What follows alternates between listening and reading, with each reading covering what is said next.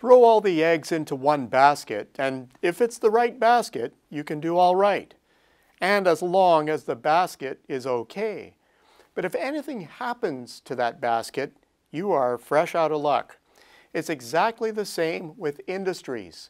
Those selling only narrowly defined products are vulnerable to market shifts and innovation.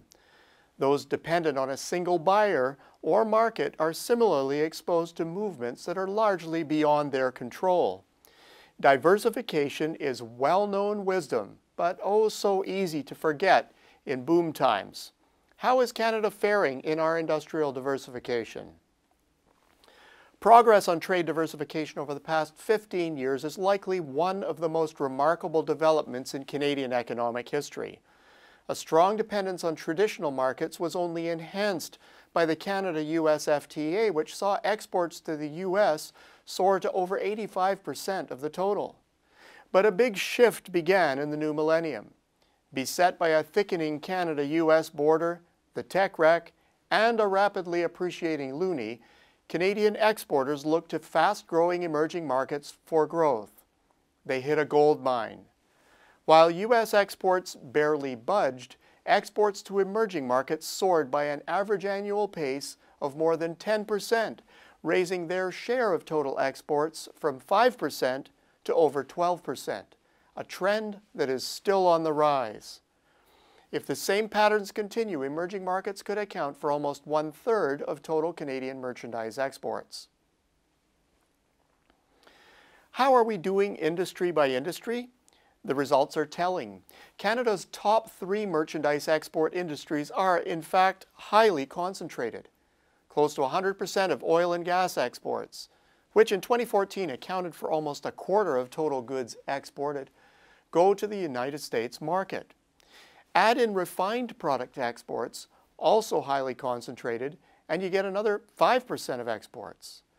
Plunging oil prices are currently wreaking havoc with that sector of Canada's economy. Vehicle assembly, our number 2 export at 10% of the total, exports almost exclusively to the United States. In each case, shifts either in industry or broad macroeconomic conditions have swept up well-managed, highly innovative, and profitable exporters in a malaise not of their own making. As a small open economy, is this just our fate, or are there other industries that are faring better? Good news. Most other industries are not as exposed as the top 3. Manufacturers tend to be less diversified than key non-energy primary industries, but most have made substantial progress in the past 15 years. Take the aerospace sector, which has increased emerging market sales from 4.5% to 23% of its total export book.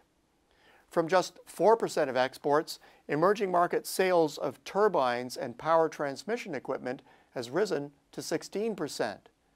How about commercial and service industry machinery, from 5% to 27%? Or processed seafood, tripling from 8% to 24%. And there's also processed meats, from a respectable 11% to 30%. The list goes on and on.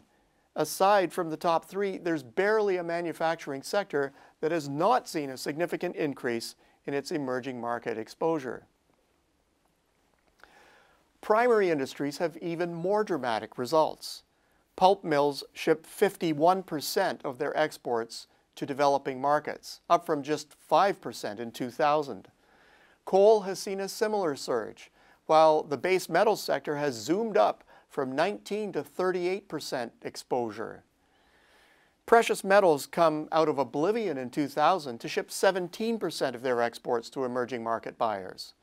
The agri-food sector, already highly diversified, has generally added to its emerging market presence. One can only imagine what overall diversification numbers would look like if Canada's top exporters were also diversifying at the same pace. Now, some believe that the trend is over, or that it's just single markets that are accounting for more recent movements. That's largely because the U.S. is in revival mode, and emerging markets are still harnessing this new growth. But as the U.S. dollar strengthens, transmitting its growth abroad, emerging market revival will again provide the best export growth setting. The bottom line? Most industries have participated in the broad diversification trend. Revived global growth will again pay handsome dividends to exporters who are not just involved in the market next door, but in the world's fast-paced next economies.